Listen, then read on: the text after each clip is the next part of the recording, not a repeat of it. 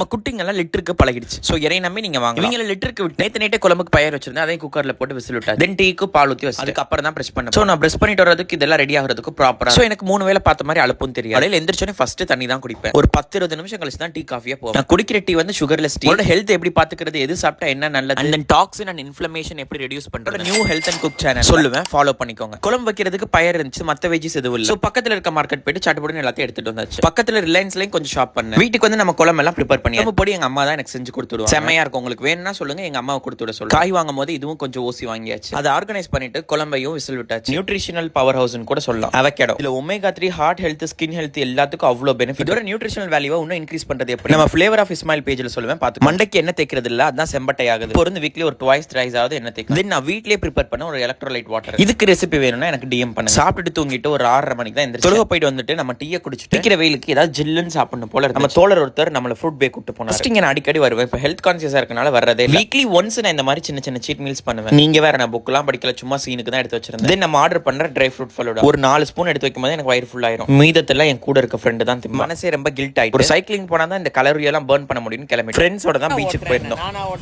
பீச்லயே running, chasing, fighting எல்லாம் நடந்துச்சு. College படிக்கும்போது வாத்தியார் கூட இப்படி பயந்ததில்லை, இந்த கேமராக்கு பயந்து ஓடுறாங்க. அவ்வளோதாங்க செலவு நிறைய சக்ஸஸ்ஃபுல்லாக போச்சு. உங்களுக்கு எப்படி போச்சுன்னு கீழே கமெண்ட் பண்ணுங்க.